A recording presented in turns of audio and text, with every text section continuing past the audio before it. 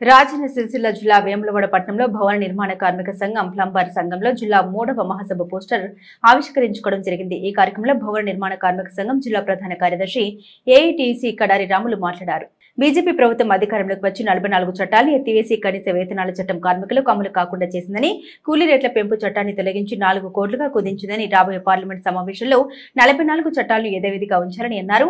1996లో భవన నిర్మాణ welfare board ద్వారా లేబర్ కార్డులను అందించారని, కార్మికులకు సహజ మరణానికి 5 లక్షలు, యాక్సిడెంట్ కు 10 లక్షలు, డెలివరీ 50,000, 55 ఏళ్లు నిండిన కార్మికులకు 5,000 పెన్షన్ ఇవ్వాలని డిమాండ్ను కేంద్ర రాష్ట్ర ప్రభుత్వాలు పెడచెవిన పెట్టాయని, ఇకనైనా న్యాయబద్ధమైన ఆలోచన చేసి కాంగ్రెస్ ప్రభుత్వం బెనిఫిట్స్ అందించాలని, గత బీఆర్ఎస్ ప్రభుత్వం తమ్ ఆన్లైన్ సిస్టమ్ తీసుకురావడంతో వేలిముద్రలు రాక కార్మికులకు బెనిఫిట్స్ ఆగిపోయాయని, కాంగ్రెస్ ప్రభుత్వం వెంటనే తమ్ సిస్టమ్ రద్దు చేసి కార్మికులకు బెనిఫిట్స్ అందివ్వాలని కోరడమైంది। ఈ కార్యక్రమంలో ప్లంబర్ సంఘం నాయకులు రజాక్, ముడతల లింగయ్య తదితర కార్మిక సంఘం నాయకులు పాల్గొన్నారు।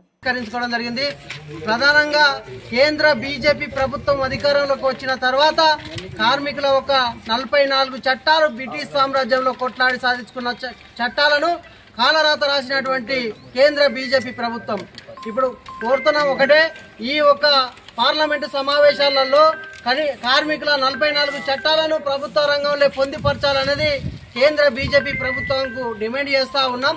ప్రధానంగా కనీస వేతనాల చట్టం, కార్మికులు పనిచేసే చోట నిత్యావసర సరుకులు ఆ కుటుంబం బతికే విధంగా గౌరవ సుప్రీంకోర్టు కూడా చెప్పింది కార్మికులకు కనీస వేతనాల చట్టాన్ని ఉంచాలనేది।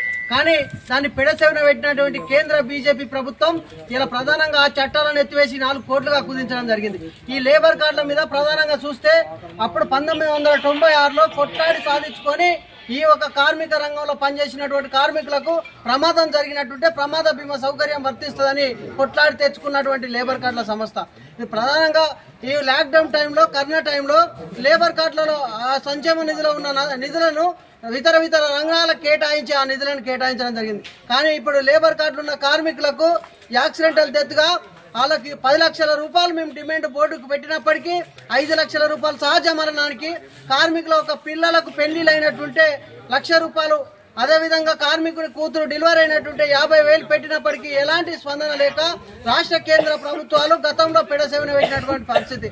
ఇప్పుడు కాంగ్రెస్ ప్రభుత్వాన్ని ఒకటే కోరుతా ఉన్నాం, ఈ ఒక లేబర్ కార్డులను ప్రభుత్వ రంగంలో ఇలా సంక్షేమ నిధులలో సెస్ డబ్బులు బిల్లింగ్ కడితే బిల్లింగ్ పర్మిషన్ మీద సెస్ డబ్బులు 2% కట్ చేసి ఆ ఒక కార్మికుల బెనిఫిట్స్ కింద వర్తించే విధంగా చూడాలి।